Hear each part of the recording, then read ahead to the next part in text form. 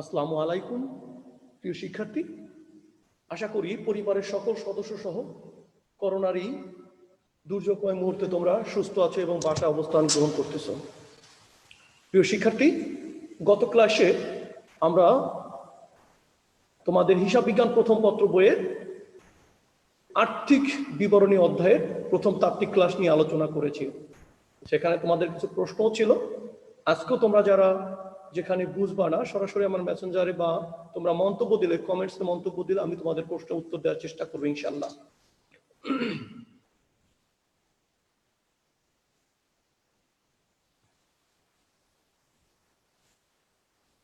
প্রিয় শিক্ষার্থী, আজকে আমরা যে বিষয়টি নিয়ে তোমাদের সামনে হাজির হয়েছি, এই অধ্যায়ের তাত্ত্বিক ক্লাস 2। প্রিয় শিক্ষার্থী, গত ক্লাস আমরা যেখানে শেষ করেছিলাম, আমরা আর্থিক বিবরণীর আলোচনা করতে পেরেছিলাম নিট ক্রয়, নিট বিক্রয়, বিক্রিত পণ্যের ব্যয়, আলোচনা করেছি অপরিচালনায় অপরিচালন ব্যয় এবং পরিচালন ব্যয়ের অফিস ও প্রশাসনিক খরচ, বিক্রয় ও বিতরণ খরচ এবং কিছু ব্যয় কিভাবে নির্ধারণ করতে হয়, এই বিষয়গুলো আমরা আলোচনা করেছিলাম। শিক্ষার্থী, গত ক্লাসেও যদি তোমাদের কোনো প্রশ্ন থাকে আজকের কমেন্টসে তোমরা যদি সেটা দাও, আমরা অবশ্যই সেটা উত্তর দেওয়ার চেষ্টা করবো ইনশাল্লাহ। প্রিয় শিক্ষার্থী, আজকে আমরা মূলত আলোচনা করা শুরু করব মালিকানা সত্ত্ব বিবরণী থেকে।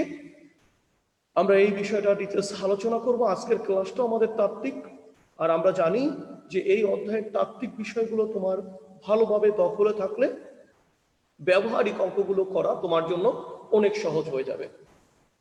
তাই তাত্ত্বিক বিষয়গুলো আয়ত্ত করতে হবে আর নিজেকে নিজ লক্ষ্যে, যে আমাকে পাবলিক বিশ্ববিদ্যালয়ে ভর্তি পরীক্ষায় ভালো অবস্থান করতে হবে, এই ক্ষেত্রে অবশ্যই তাত্ত্বিক বিষয়ের উপর তোমাদের গুরুত্ব দিতে হবে।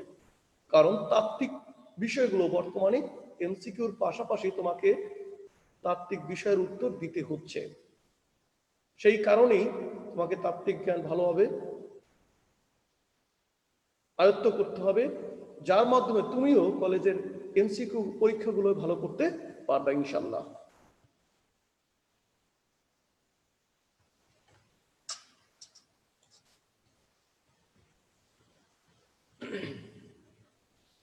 মহান আল্লাহ নামে শুরু করছি। মালিকানা সত্ত্ব বিবরণী। মালিকানা সত্ত্ব বিবরণী বলতে প্রিয় শিক্ষার্থী আমরা কি বুঝি? কোন নির্দিষ্ট হিসাবকালে ব্যবসায় প্রতিষ্ঠানে মালিকের সত্ত্ব হ্রাস বা বৃদ্ধি সংক্রান্ত বিষয়সমূহ সংক্ষিপ্ত আকারে প্রদর্শন করে সমাপনী মূলধন জানার জন্য যে বিবরণী তৈরি করা হয় তাকে মালিকানা সত্ত্ব বিবরণী বলে।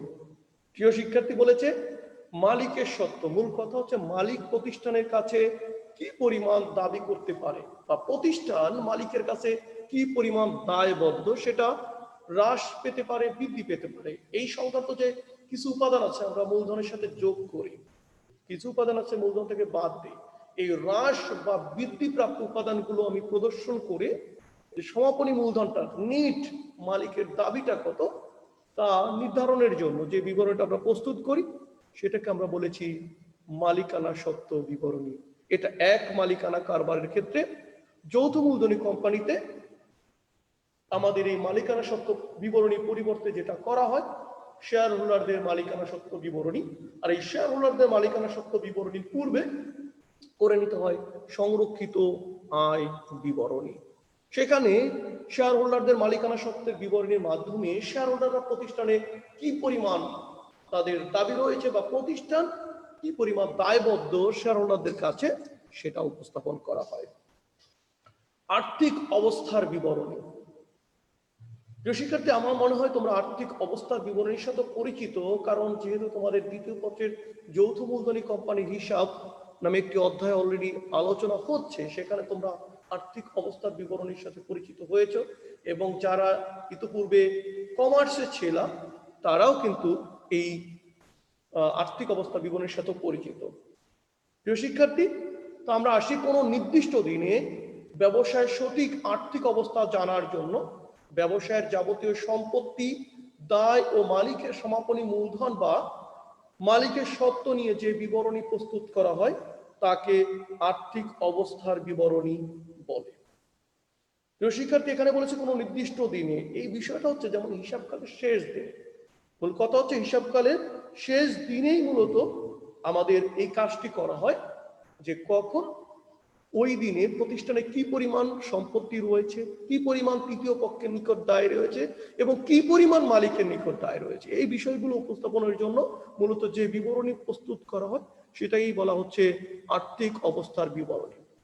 প্রিয় শিক্ষার্থী, আমরা IAS 1 অনুযায়ী শিখেছি আমাদের আর্থিক বিবরণীর 5টি অংশ। গত ক্লাসে আমরা আলোচনা করেছি আমাদের 5টি অংশের মধ্যে যেটা বিশদ আয় বিবরণী আমরা আলোচনা করেছি। আজকে আমরা আলোচনা করলাম মালিকানা সত্ত্ব বিবরণী 3 নাম্বার, 4 নাম্বার আর্থিক অবস্থার বিবরণী। আমরা একটু চলে আসি, এবার আমরা আসবো নগদ প্রবাহ বিবরণী। 4 নাম্বারে নগদ প্রবাহ বিবরণী। এটা বলতে কি বুঝি? কোনো নির্দিষ্ট হিসাবকালে ব্যবসায় প্রতিষ্ঠানের নগদ আন্তঃপ্রবাহ ও বহিঃপ্রবাহ সংক্রান্ত তথ্য সংক্ষিপ্ত আকারে প্রদর্শন করে যে বিবরণী তৈরি করা হয় তাকে নগদ প্রবাহ বিবরণী বলে।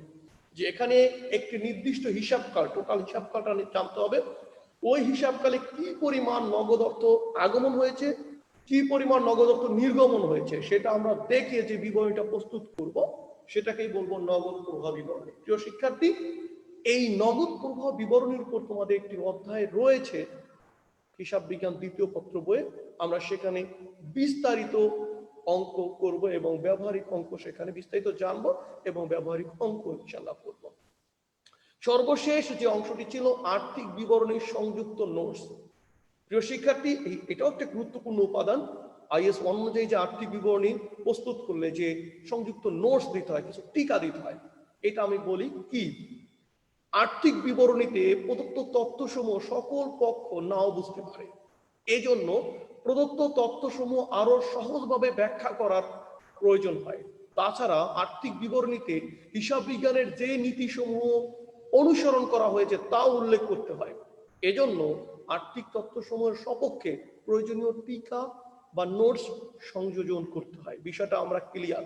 মূল কথা হচ্ছে, প্রিয় শিক্ষার্থী, আমরা বললাম, বলে না, যা চোখে দেখি না তা বিশ্বাস করি না, আবার যা চোখে দেখি তার মধ্যেও কিন্তু ভুল থাকতে পারে, এটাই স্বাভাবিক।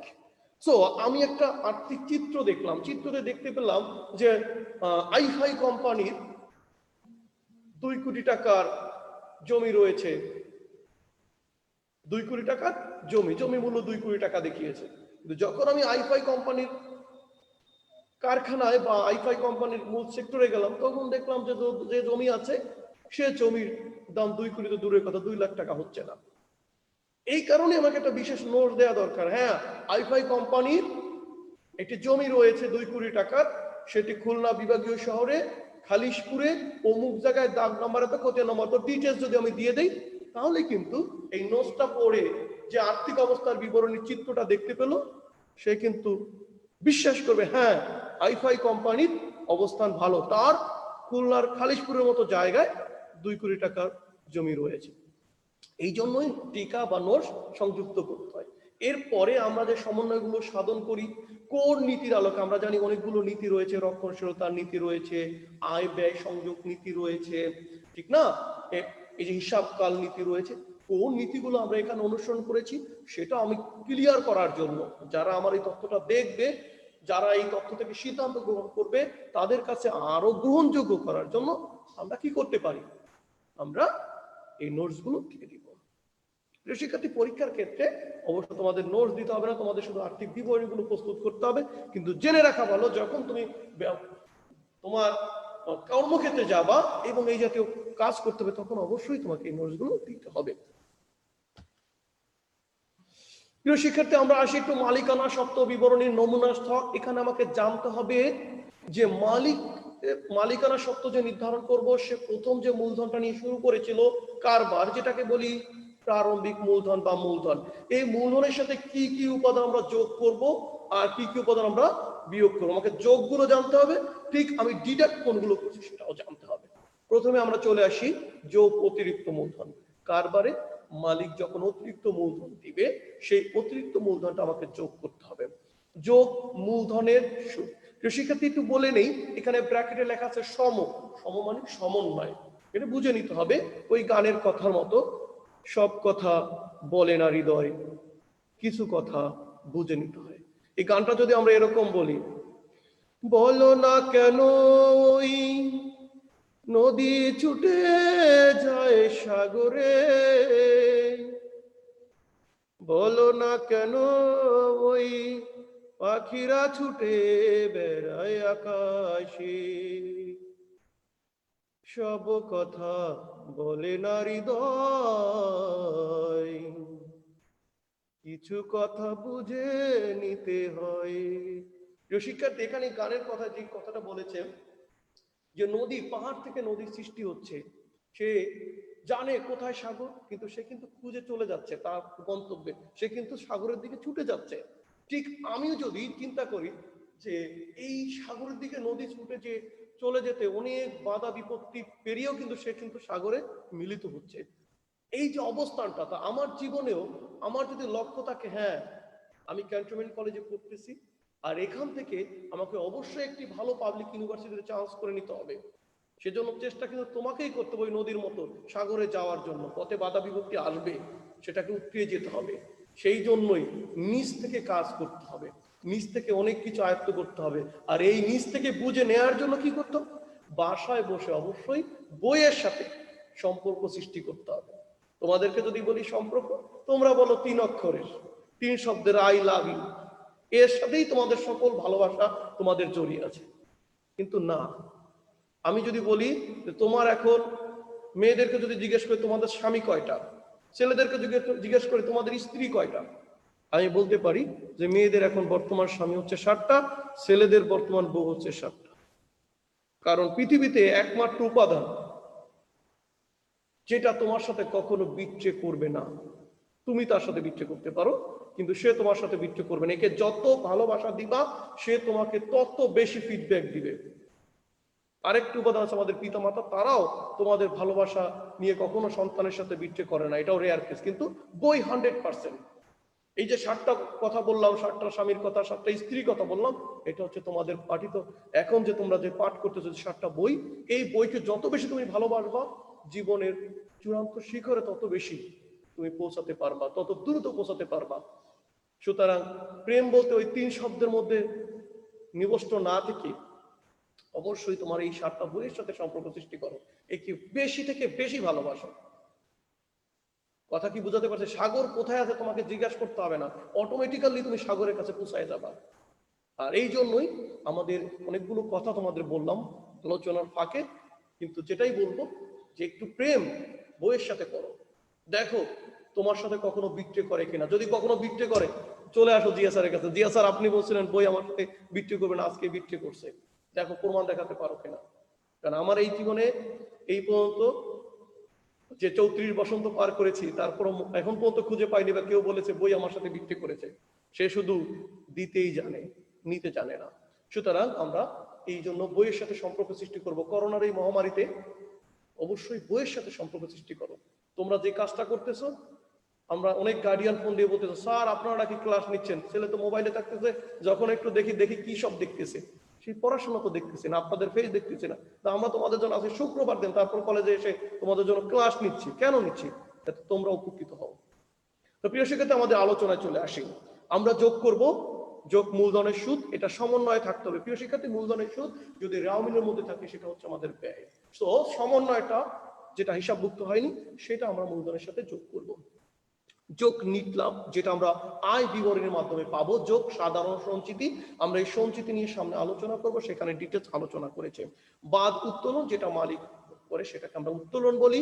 বাদ পণ্য উত্তোলন, বা উত্তোলনের সুদ যদি সমন্বয় থাকে, প্রিয় শিক্ষার্থী, যদি রেওয়া মিলের মধ্যে থাকে সেটা আমাদের অপরিচালন হয়, কিন্তু যখন এটা সমন্বয়ে থাকবে সেই উত্তোলনের সুদ আমাদেরকে কিন্তু অপরিচালন আয়ে দেখাতে হবে এবং মূলধন থেকে বাদ দিতে হবে। ঠিক মূলধনের সুদ যখন আমাদের সমন্বয়ে থাকবে আমাদের অপরিচালন ব্যয় দেখাতে হবে এবং মূলধনের সাথে যোগ করতে হবে। আয়কর আমরা বাদ দেব। এক মালিকানা কারবারে আয়কর প্রদান করে তার মালিক, কারণ মালিকের আয়ের উপর এই কর প্রদান করতে হয়, কিন্তু যৌথ মূলধনী কোম্পানির ক্ষেত্রে আয়কর কোম্পানিকে বাধ্যতামূলক পরিশোধ করতে হয়। এই বিষয়টা আমাদের মাথায় রাখতে হবে। যেহেতু আমরা হিসাব বিজ্ঞান প্রথম পত্র বইয়ে আছি, এখানে আয়কর বলতে আমরা বুঝবো যে মালিকের আয়কর। প্রিয় শিক্ষার্থী, তারপর আমরা বাদ দিয়েছি জীবন বীমা প্রিমিয়াম মালিকের, কারণ আমরা জানি জীবনের উপর হয় জীবন বীমা প্রিমিয়াম। সো মালিকের জীবনের উপর প্রিমিয়াম প্রদান করেছে, এটাও এক প্রকার উত্তোলন। কারবারের জন্য হয় অগ্নি বীমা, যেটাকে আমরা বলি বীমা খরচ বা বীমা প্রিমিয়াম নামে থাকে, বীমা সালামি নামে থাকে ইত্যাদি নামে, যেটা কারবারের জন্য। এই বিষয়টা প্রিয় শিক্ষার্থী আমাদের লক্ষ্য রাখতে হবে।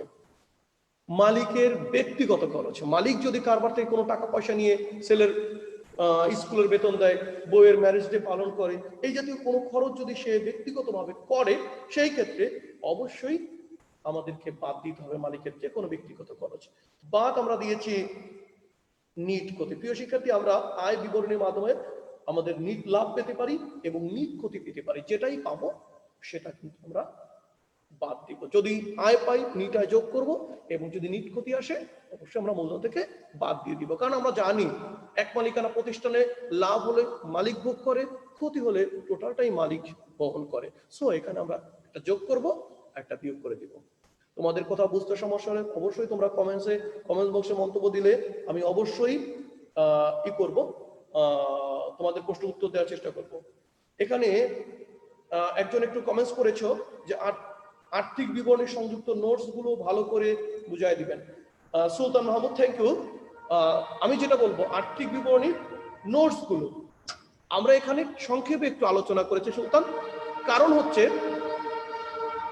আমাদের আইএস অনুযায়ী আর্থিক বিবরণী অংশ হচ্ছে 5টি। আমরা এই 5টি অংশ দেখানোর চেষ্টা করেছি জাস্ট ওখানে সংজ্ঞাকারে। মূল কথা যে আমি আর্থিক বিবরণীর এমন কিছু গোপন তথ্য রয়েছে যেটা বিবরণীতে প্রকাশ করতে পারিনি, সেই তথ্যটা আমি ওখানে নোট আকারে, সংক্ষিপ্ত টিকা আকারে আমাকে দিয়ে দিতে হয়। কথা বুঝাতে পারছি? পরীক্ষায় যখন তুমি করবা তোমার এই ক্ষেত্রে দিতে হবে না।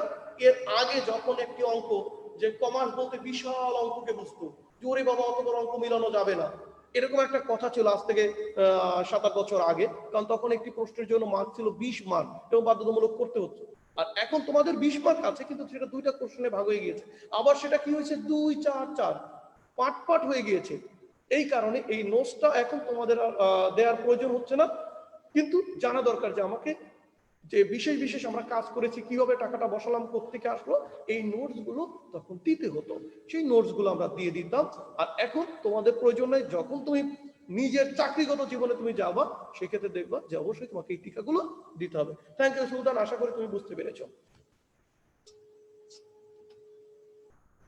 সংরক্ষিত আয় বিবরণী, প্রিয় শিক্ষার্থী, এই সংরক্ষিত আয় বিবরণীটা আমরা এখন আলোচনা করব না, কারণ আমরা এখন হিসাব বিজ্ঞান প্রথম পত্র বইয়ে আছি। আর হিসাব বিজ্ঞান প্রথম পত্র বইয়ে সংরক্ষিত আয় বিবরণী প্রস্তুত করতে হচ্ছে না, আমাদের প্রস্তুত করতে হবে মালিকানা সত্ত্ব বিবরণী। সো জাস্ট সবটা দেখে রাখি, যখন আমরা সেকেন্ড পেপারের অঙ্ক আলোচনা করব তখন এটা আমরা আলোচনা করব ইনশাল্লাহ।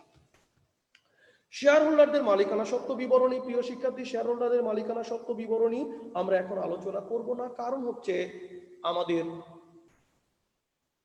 এটাও দ্বিতীয় পত্রের অংশ। সো সেখানে যখন যৌথ মূলধনী কোম্পানির আর্থিক অবস্থার বিবরণী আমরা আলোচনা করব তখন আমরা এই বিষয়টা দেখানোর চেষ্টা করব। প্রিয় শিক্ষার্থী, আরেকটি গতকালকের প্রশ্ন ছিল, সেটা একটু আলোচনা করি। একজন বলেছিল স্যার ব্যবস্থাপকের কমিশনটা নিয়ে একটু আলোচনা করেন। আমার এখন মনে পড়েছে তোমার প্রশ্ন দেখে, সুলতানের প্রশ্নের উপরে আমি একটু আলোচনা করে যাই।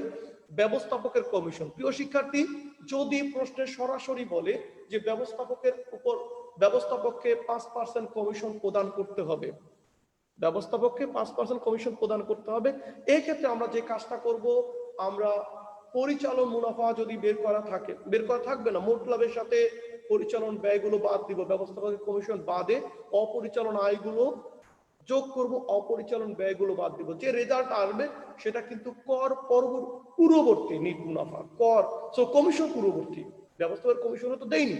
কমিশন পূর্ববর্তী নিট মুনাফা, এর উপরে গুণ করে দিব 5%। ওয়ানলি যদি প্রশ্ন বলে ব্যবস্থাপককে 5% কমিশন প্রদান করতে হবে, তাহলে আমাদের মাথায় নিতে হবে যে কর পূর্ববর্তী যে নিট মুনাফা কিভাবে বের হয়। আবারও বলি, মোট লাভ বাদ পরিচালক, মোট লাভের সাথে আমরা যোগ করতে পারি যোগ প্রত্যক্ষ পরিচালন, পরোক্ষ পরিচালন আয় যদি থাকে সেটা যোগ করি, বাদ দিব পরিচালন ব্যয়, যোগ করব অপরিচালন আয়, বিয়োগ করব অপরিচালন ব্যয়, আমি পেয়ে যাব কর কমিশন পূর্ববর্তী নিট মুনাফা। এর সাথে 5% গুণ করে দিলে কমিশন বের হয়ে যাবে। এছাড়া প্রশ্ন থাকতে পারে কমিশন চার্জ করার পরবর্তী মুনাফার উপর 5% কমিশন দিতে হবে। কমিশন চার্জ করার পরবর্তী মুনাফার উপর। আরেকটা কোশ্চেন হতে পারে কমিশন চার্জ করার পূর্ববর্তী মুনাফার উপর 5% কমিশন দিতে হবে। এই যে সেকেন্ড যেটা বললাম, কমিশন চার্জ করার পূর্ববর্তী মুনাফার উপর 5% কমিশন দিতে হবে। এই ক্ষেত্রে যে কাজটি করতে হবে, ডিরেক্ট জাস্ট ওই যে কমিশন পূর্ববর্তী যে নিট লাভ তার উপরে গুণ করে দিব 5%। কিন্তু যখন আমি দেখব যে কমিশন চার্জ করার পরবর্তী মুনাফার উপর আমাকে দিতে বলছে, সেই ক্ষেত্রে যে কাজটি করতে হবে, আমি গুণ করব 5 ভাগ দিবে 105। কার সাথে গুণ করব? কমিশন পূর্ব নিট মুনাফার সাথে গুণ করব 5 ভাগ করব 105। ডিয়ার স্টুডেন্ট, আশা করি বুঝতে পেরেছো। আরেকটা কোশ্চেন গতদিন ছিল, সেটা ছিল আবগারি শুল্ক। আবগারি শুল্ক বলতে প্রিয় শিক্ষার্থী, আমরা যখন পণ্য আমদানি করি, সেই আমদানি করার ক্ষেত্রে আমাদের কাস্টমস যে শুল্ক দিতে হয়, ওইটাকে অ্যাকচুয়ালি আবগারি শুল্ক নামে আখ্যায়িত করা হয়। এটাকে এটা আমাদের প্রত্যক্ষ খরচ, মানে আমদানি কিন্তু পণ্যের আবগারি শুল্ক মাস্ট দিতে হয়, আর আবগারি শুল্ক না দিয়ে পণ্য আমরা খালাস করতে পারি না। বুঝাতে পেরেছি প্রিয় শিক্ষার্থী? এই বিষয়টা তোমাদের গতদিন প্রশ্ন ছিল, আমরা আজকে আলোচনা করেছি। এবার আমরা একটু দেখার চেষ্টা করব আর্থিক অবস্থার বিবরণী। প্রিয় শিক্ষার্থী, এক মালিকানা কারবারের আর্থিক অবস্থার বিবরণী একটা নমুনা ছক দেখানোর চেষ্টা করেছি। সেখানে আমরা এখানে ভার্টিক্যাল ফর্ম বা উলম্ব ছক আমরা করবো, আর এই ছকটাই বেশি প্রচলিত। আর একটা হরিজন্টাল বা আনুভূমিক ছক রয়েছে, বাম পাশে সম্পদ, ডান পাশে দায়, মালিকানা সূত্র, এটা বেশি এখন প্রচলিত না। সো আমরা সব ভার্টিক্যাল বা উলম্ব ছকে করার চেষ্টা করব। সম্পদ সমূহের মধ্যে আমরা 5 ভাগে ভাগ করেছি। 4 ভাগে সম্পদ, যেমন চলতি সম্পদ, বিনিয়োগ, স্থায়ী সম্পদ, অন্যান্য সম্পদ। এই 4টাকে যোগ করলে আমরা পেয়ে যাব মোট সম্পদ। দায় মালিকানা সত্ত্ব আমরা দেখানোর চেষ্টা করেছি। চলতি দায়, দীর্ঘমেয়াদী দায়, মালিকানা সত্ত্ব বা সমাপনী মূলধন, এই 3টাকে আমরা যোগ করলে পেয়ে যাব মোট দায় ও মালিকানা সত্ত্ব। ক খ গ। প্রিয় শিক্ষার্থী, আমরা যৌথ মূলধনী কোম্পানির আর্থিক অবস্থার বিবরণী, এইটাও আমরা শিখব আমাদের দ্বিতীয় পত্র ক্লাস যখন আলোচনা হবে তখন। এখন এটা আমরা মার্চ করে যাচ্ছি। প্রিয় শিক্ষার্থী, আমাদের গুরুত্বপূর্ণ একটি পয়েন্ট চলে আসে, ভ্যাট চলতি হিসাব। এটা 2 মার্কের জন্য অনেক ক্ষেত্রেই এসেছে। আমাদের জানতে হবে ভ্যাট চলতি হিসাব আমরা কিভাবে প্রস্তুত করব। আমরা লক্ষ্য করি, লিখেছি ব্যালেন্স এখানে ব্যালেন্স বিডি, এই যে ক্রেডিট পাশে একটু লক্ষ্য করি যে ব্যালেন্স বিডি রেওয়া মিলে ক্রেডিট দিকে থাকলে আমরা ব্যালেন্স বিডি লিখবো। যদি ব্যালেন্সটা রেওয়া মিলে ক্রেডিট থাকে, সো ব্যালেন্স ক্রেডিট পাশে বসে যাবে। আমরা ব্যালেন্স বিডি, এখানে ভ্যাটটা হবে না, আমরা ব্যালেন্স বিডি ডেবিটে লিখবো যখন রেওয়া মিলে ডেবিট দিকে থাকবে। ডিয়ার স্টুডেন্ট, আমরা ক্রেডিটে লিখেছি বিক্রয় হিসাব। এই বিক্রয় হিসাব যখন ভ্যাট সহ বিক্রয় থাকবে, তখন আমরা এই ভ্যাটটা বের করে নিব এইভাবে যে বিক্রয় ভ্যাট সহ গুণ 15 ভাগ 115। কারণ আমরা ভ্যাটের এখানে লিখছি ভ্যাটের হার, আর নিচে 100 যোগ ভ্যাটের হার। আমরা জানি যে ভ্যাটের হার 15%, কোনো রেট উল্লেখ না থাকলে, যখন রেট উল্লেখ থাকবে সেইটা রেটটা আমরা দেখাতে পারবো। বাংলাদেশে অনুমোদিত 15%। এই কারণে ভ্যাট হার যদি উল্লেখ করে দেয়, এই কারণে আমি ভ্যাটের হার দিয়েছি, 15 দেইনি।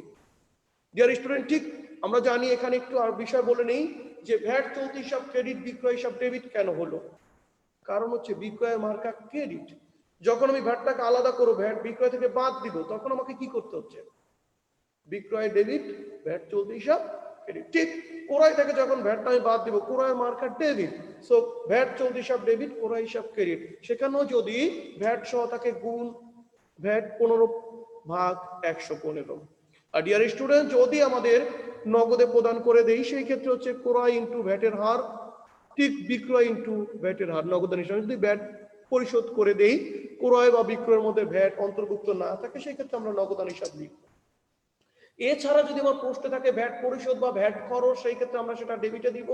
আর ভ্যাট প্রাপ্তি সেটা আমরা ভ্যাট চলতি হিসাবে ক্রেডিটে দিব। আমাদের এই তিনটা অপশনের যে কোনো একটা অপশন পরীক্ষায় থাকতে পারে, এটা মাথায় রাখতে হবে যে বিক্রয় হিসেবের মধ্যে, বিক্রয়ের মধ্যে থাকতে পারে, অথবা নগদে পরিশোধ করতে পারি, অথবা ভ্যাট প্রাপ্তি হতে পারে। ঠিক অপোজিট সাইডে ক্রয়ের মধ্যে অন্তর্ভুক্ত হতে পারে বা নগদে পরিশোধ করতে পারি, বা ভ্যাট পরিশোধ বা ভ্যাট খরচ নামে থাকতে পারে। তিনটির যে কোনো একটি উপাদান থাকবে। এবার যে পাশে আমাদের ঘাটতে হবে সে পাশে ব্যালেন্স সিডি, এটা ডেবিটও হতে পারে, ক্রেডিটও হতে পারে। যদি ডেবিটে ঘাটতি হয় তার মানে ক্রেডিট সাইড বড়, আর তখন ভ্যাট চলতি সব ক্রেডিট ব্যালেন্স নির্দেশ করে, এটা আমাদের চলতির দায়। ঠিক যখন আমার ডেবিট পাশ বড়, ব্যালেন্স সিডি ক্রেডিট পাশে, এটা আমাদের চলতি সম্পদ। ভ্যাট চলতি হিসাব না আমরা চলতি সম্পদে দেখাবো। শিক্ষার্থী, আশা করি তোমরা ভ্যাট চলতি হিসাবটা বুঝতে পেরেছো। এবার আমরা প্রথমে একটু জানবো সম্পত্তি বলতে আমরা কি বুঝি। সম্পত্তি হলো ব্যবসায় প্রতিষ্ঠানের মালিকানাধীন এমন কিছু বস্তু বা উপাদান যা প্রতিষ্ঠানকে ভবিষ্যৎ সুবিধা প্রদান করবে। কি করবে? প্রতিষ্ঠানে ব্যবহৃত মালিকানাধীন এমন কিছু বস্তু উপাদান যা ভবিষ্যৎ সুবিধা প্রদান করে প্রতিষ্ঠানকে।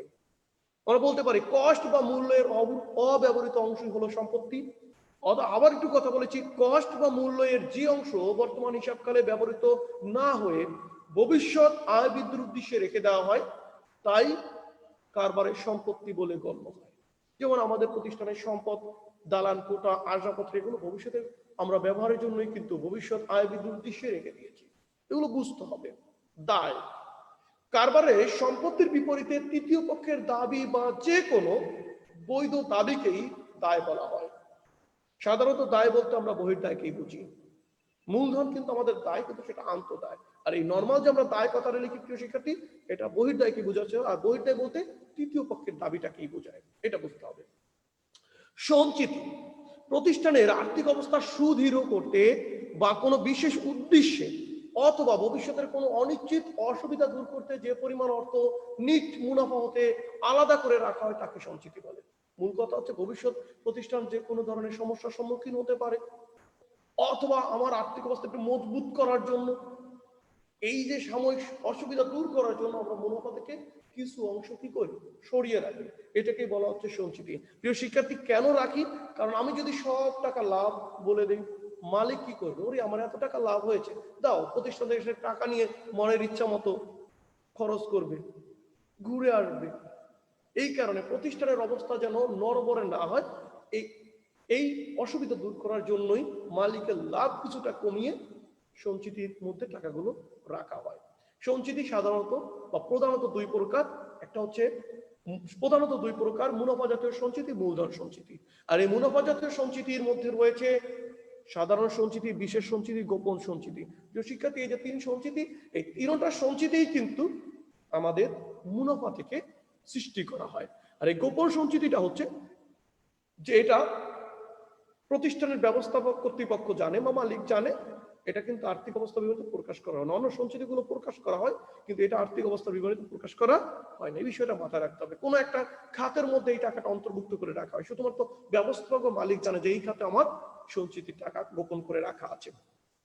মূলধন সঞ্চিতি কি? যে লেনদেন, এটা কিন্তু পরীক্ষার খুবই গুরুত্বপূর্ণ। বিভিন্ন ইউনিভার্সিটিতে কিন্তু তাত্ত্বিক বিষয় এসেছে মূলধন সঞ্চিতি।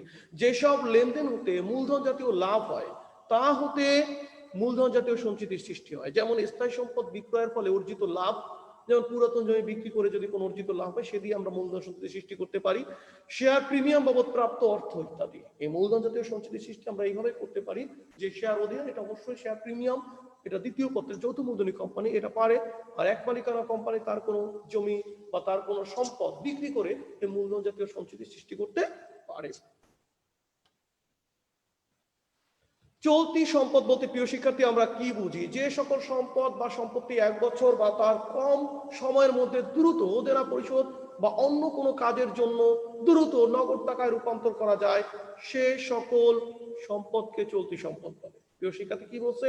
যার আয়ুষ্কাল 1 বছর বা তার কম সময়, এবং এই 1 বছর বা কম সময় পরিশোধ করতে হয় বা এবং দ্রুত রূপান্তর করা যায়, একে আমরা বলছি চলতি সম্পদ। আর চলতি সম্পদের উদাহরণগুলো আমাদের জানতে হবে, কারণ আমাদের 2 মার্কের জন্য আসতে পারে। এবং রেওয়ামিল আমরা করেছি, সেখানেও দেখেছি চলতি সম্পদ, চলতি দায়ের ভালো ধারণা থাকা উচিত। চলতি সম্পদগুলো হচ্ছে নগদ তহবিল, ব্যাংক জমা, প্রাপ্য হিসাব, প্রাপ্য নোট, প্রাপ্য আয়সমূহ, অগ্রিম ব্যয়সমূহ, সমাপনী মজুত পণ্য, অব্যবহৃত মণিহারি, প্রাপ্য বীমা কোম্পানি, ভ্যাট চলতি হিসাবের ডেবিট জের। প্রিয় শিক্ষার্থী, ভাসমান বা তড়িৎ সম্পত্তি, যেটা আমাদের রাওমিলের ক্ষেত্রে এসেছে, আমরা একটু জানি যে সকল সম্পদ বা সম্পত্তি যা শূন্য বা বিনা ঝুঁকিতে, যে কোনো প্রকার ঝুঁকি না নিয়ে, নো রিস্ক না নিয়ে প্রায় সমপরিমাণ নগদ টাকায় রূপান্তর করা যায়, সে সকল সম্পত্তিকে ভাসমান বা তড়িৎ সম্পত্তি বলে। যেমন নগদ তহবিল, ব্যাংক জমা, প্রাপ্য হিসাব, প্রাপ্য নোট। আমার পকেটে 2 টাকা আছে, 2 টাকা দিয়ে এখন আমি একটি লেবল জুস কিনে খেতে পারবো, তার মানে এর জন্য কিন্তু আমাকে কোনো ক্ষতি গুনতে হয়নি। তো এই জন্যই বলেছে যে বিনা ঝুঁকিতে আমি টাকাটা ব্যবহার করতে পারি, নগদে রূপান্তর করতে পারি। বিনিয়োগ বলতে আমরা কি বুঝি প্রিয় শিক্ষার্থী? আমরা যেগুলো আমাদের আর্থিক অবস্থায় শিরোনাম, সেই বিষয়গুলো আমরা মাঝখানে রেখেছি। শিরোনাম ছিল চলতি সম্পদ, এরপরে শিরোনাম হচ্ছে বিনিয়োগ। যেটা আমাদের শিরোনামহীন সেটা আমরা বাম পাশে ইন্ডিকেট করেছি। বিনিয়োগ আমাদের আর্থিক অবস্থার একটি শিরোনাম, আর্থিক অবস্থার বিবরণী। বিভিন্ন কোম্পানি শেয়ার ও বন্ড ক্রয়ের মাধ্যমে, এই যে বিভিন্ন কোম্পানি বলতে এখানে সরকারি হতে পারে, বেসরকারি হতে পারে, ও বন্ড ক্রয়ের মাধ্যমে যে সম্পদের সৃষ্টি হয় তাকে বিনিয়োগ বা দীর্ঘমেয়াদী বিনিয়োগ বলে। যেমন হতে পারে নরমাল, এটা শিরোনামে কি কি আসতে পারে? শুধু বিনিয়োগ নামে থাকতে পারে, 10% বিনিয়োগ নামে থাকতে পারে, 10% সেভিংস সার্টিফিকেট নামে থাকতে পারে, প্রদত্ত ঋণ, কাউকে যদি আমি ঋণ প্রদান করি সেটাও কিন্তু এক প্রকার আমাদের বিনিয়োগ।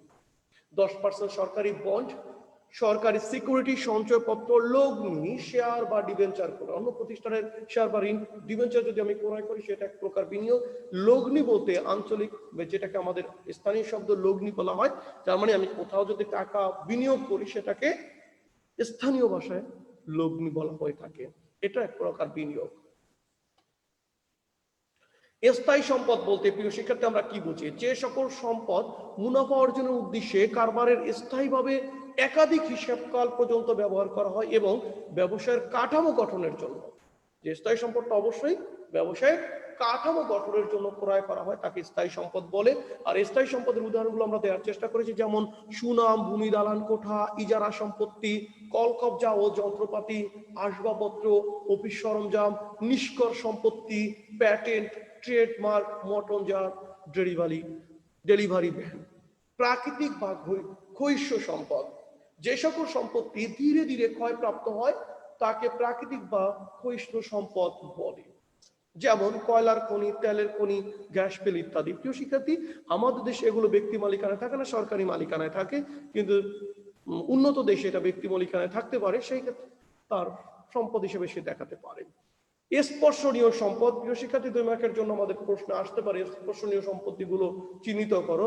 যে সকল সম্পত্তির বাহ্যিক রূপ রয়েছে এবং স্পর্শ করা যায় তাকে স্পর্শনীয় সম্পদ বলে। যেমন ভূমি, দালান কোঠা, কলকবজা ও যন্ত্রপাতি, আসবাবপত্র, অফিস সরঞ্জাম ইত্যাদি। অস্পর্শনীয় সম্পদ, যে সকল সম্পত্তির কোনো বাহ্যিক রূপ নেই এবং স্পর্শ করা যায় না তাকে অস্পর্শনীয় সম্পদ বলে।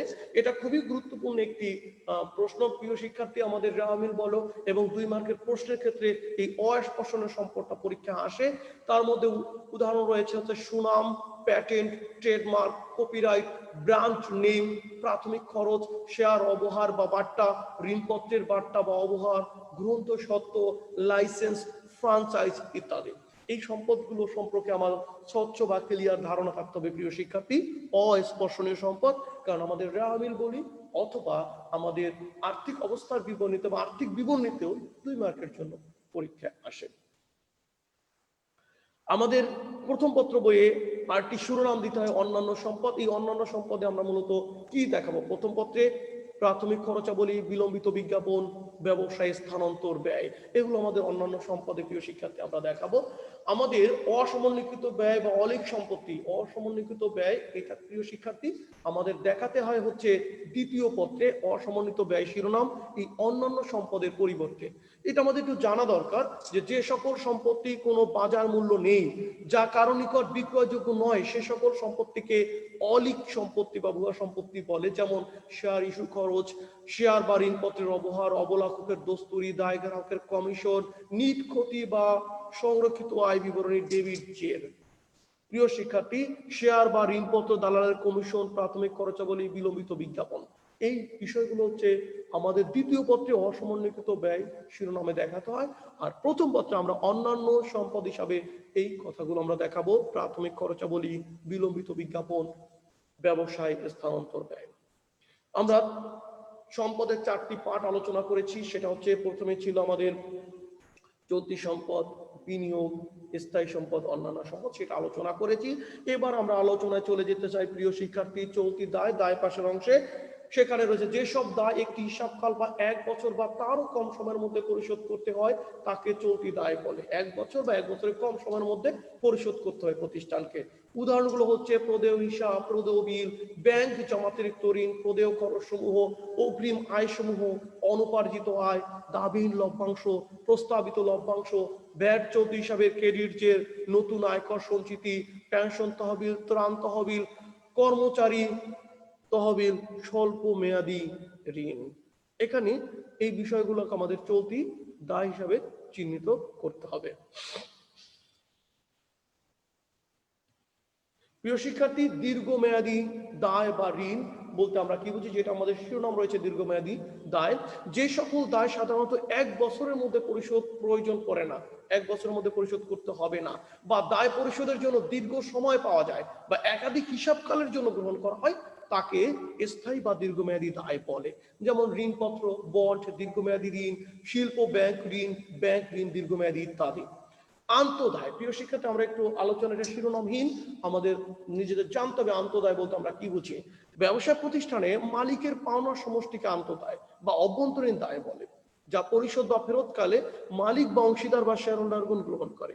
এটা মাথায় রাখতে হবে। আর এই আন্তদায়ের উদাহরণ হচ্ছে মালিকের বিনিয়োগ, মূলধন, সঞ্চিত তহবিল, নিটলাভ ইত্যাদি। এ দায়কে মালিকানা সত্ত্ব বলা হয়। বহির্দায়, ব্যবসায়ের মালিক ব্যতীত অন্য কোনো পক্ষ বা ব্যক্তির নিকট প্রতিষ্ঠানের যে দেনা থাকে তাদের সমষ্টিকে বহির্দায় বলে। মূল কথা হচ্ছে তৃতীয় পক্ষের দাবিকেই বলা হচ্ছে বহির্দায়। যেমন প্রদেয় হিসাব, প্রদেয় বিল, ব্যাংক জমাতিরিক্ত ঋণ, ঋণপত্র, বন্ড ইত্যাদি। সম্ভাব্য দায়, প্রিয় শিক্ষার্থী, সম্ভাব্য দায় প্রতিষ্ঠানে থাকতে পারে, যেটা আমরা আর্থিক অবস্থার বিবরণীতে শো করি না, জাস্ট ইনার কলামে রেখে দিই। আমাকে জানতে হবে সম্ভাব্য দায়টা কি। যে সকল দাবি ব্যবসায় প্রতিষ্ঠানের ভবিষ্যৎ দায় হিসাবে গণ্য হতে পারে, সেগুলোকেই সম্ভাব্য দায় বলে। যেমন বিচারাধীন মামলার দাবিতে জামিন সংক্রান্ত দেনা, চুক্তি ভঙ্গের খেসারত দেওয়ার সম্ভাবনা ইত্যাদি হচ্ছে সম্ভাব্য দায়। এরকম যদি কোনো দায় থাকে সেটা আমরা আর্থিক বিবরণী ইনার কলামে টাকাটা আমরা বসিয়ে দিব।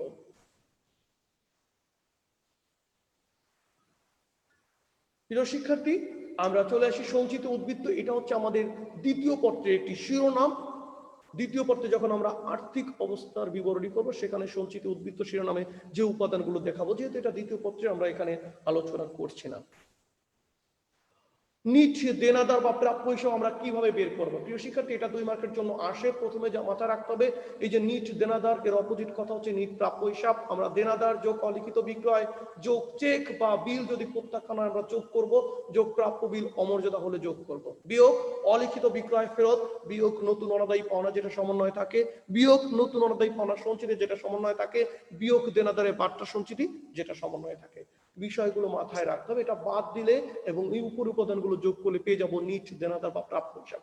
এটা অবশ্যই আমাদেরকে মুখস্থ করতে হবে। নিট প্রদেয় হিসাব বা নিট পাওনাদার বলতে আমরা, প্রিয় শিক্ষার্থী, কি বুঝি?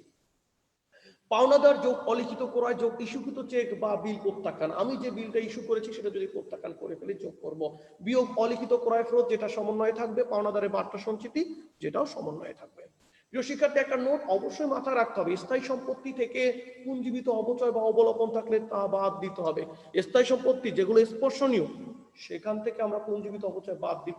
আর যেটা যেমন আমাদের অস্পর্শনীয় কিছু সম্পত্তি রয়েছে, সুনাম, এইসব সম্পত্তির অপচয় হয় না, অবলোপন হয়, সেই অবলোপনগুলো আমরা বাদ দিব। আর কিছু নোটস তোমাদের জন্য দেওয়ার চেষ্টা করেছি। সঞ্চিত শ্রম ও সঞ্চিত প্রাকৃতিক সম্পদের যুক্ত ফল হচ্ছে মূলধন। কার্যকালের ভিত্তিতে মূলধন 2 প্রকার, যথা স্থায়ী মূলধন, চলতি মূলধন। মালিকানা সত্ত্বকে নিজ সম্পত্তিও বলা হয়। মালিকানা যে সত্ত্ব সেটাকে আমরা নিজ সম্পত্তি বলতে পারি। অলিক মূলধন একটি মূলধন রয়েছে, যে অলিক সম্পদের বিপরীতে মূলধনের যে অংশ দেখানো হয়, ওই যে ভুয়া সম্পদের বিপরীতে অ্যাকচুয়ালি যে মূলধনের যে অংশ আমরা দেখাই সেটাকে বলতে পারি অলিক মূলধন। মোট সম্পদ থেকে মোট দায়ের পার্থক্য বলে নিট ওয়েলথ বা নিজ সম্পদ। আমরা আগেই বলেছি সেটা মালিকানা সত্ত্বে বের হয়ে যায়, সেটাকে আমরা নিজ সম্পত্তি বলতে পারি। সেটা জানি মোট সম্পদ থেকে মোট দায়কে যদি আমরা বাদ দিই আমরা পেয়ে যাব নিট ওয়েলথ। বিক্রেতার নিকট মূসক একটি দায়, আর গ্রোস ওয়েট হলো মোরক্ষ পণ্যের ওজন। এই বিষয়টা মূসক বলতে আমরা যে ভ্যাট কথা বলছি, এই বিক্রেতা নিকট মূসক বা ভ্যাটটা হচ্ছে একটি দায়। আর গ্রোস ওয়েট যখন প্রশ্ন বলবে তার মানে হচ্ছে মোরক্ষ পণ্যের যে ওজন নির্ধারণ করা হয় সেটাকে আমরা বলি গ্রোস ওয়েট। প্রিয় শিক্ষার্থী, তোমাদের কোনো প্রশ্ন আর দেখতে পাচ্ছি না। আশা করি তোমরা তাত্ত্বিক বিষয়টা একটু ধৈর্য ধরে দেখেছো এবং শুনেছো। তোমাদের কোথাও যদি বুঝতে সমস্যা, অবশ্যই আমি আবারও বলেছি তোমরা আমার সাথে কথা বলবা। ধন্যবাদ সবাইকে, সবাই ভালো থাকবো, সুস্থ থাকবো। আমরা বিনা প্রয়োজনে ঘরের বাইরে যাব না। আমি আবারও বলি, তোমাদের কোথাও আজকের আলোচনায় বুঝতে সমস্যা হলে তোমরা অবশ্যই আমার সাথে সরাসরি আমার ফোনে কথা বলতে পারো, অথবা আমার মেসেঞ্জারে কোনো মন্তব্য দিলে আমি তোমাদের প্রশ্ন উত্তর দেওয়ার চেষ্টা করবো ইনশাল্লাহ। কিন্তু নিজেদের বাসায় বসে প্র্যাকটিস করতে হবে। কাগজ কালিমন লিখে 3 জন, এই 3টা উপাদানকে অবশ্যই একত্র করতে হবে, বাসায় প্র্যাকটিস করতে হবে। আগামী ক্লাসে আমরা এর অধ্যায়ের ব্যবহারিক বোর্ড কোশ্চেনগুলো নিয়ে হাজির হব। আর এই তাত্ত্বিক বিষয়গুলো যারা ভালোভাবে আয়ত্ত করবা তাদের ক্ষেত্রে আগামী ক্লাসটা আরো ভালো লাগবে এবং তোমাদের বুঝতেও সুবিধা হবে। আমরা সেটাই প্রত্যাশা করি। ভালো থাকো সবাই, সবাই সবার জন্য সুস্থ দোয়া করব। নিজে সুস্থ থাকার চেষ্টা করব, অপরকে সুস্থ রাখবো। সময়ে আমরা এখন যে শীতের সময়ে অবশ্যই প্রতিদিন কোনো খেলাধুলার সাথে আমরা নিজেরা এলাকার ছেলে মেয়েদের সাথেই আমরা খেলাধুলা, বিশেষ করে এখন যে ব্যাডমিন্টন খেলা হচ্ছে আমরা এটা খেলতে পারি। তোমরা বাসায় নিজেদের মধ্যে ব্যাডমিন্টন খেলাটা নিজেদের উঠান, নিজেদের সামনের যে ফাঁকা জায়গা সেখানে একটু প্র্যাকটিস করো, শারীরিকভাবে নিজেকে ফিট রাখতে হবে। আল্লাহ হাফেজ। আসসালামু আলাইকুম ওয়া রাহমাতুল্লাহি ওয়া বারাকাতুহু।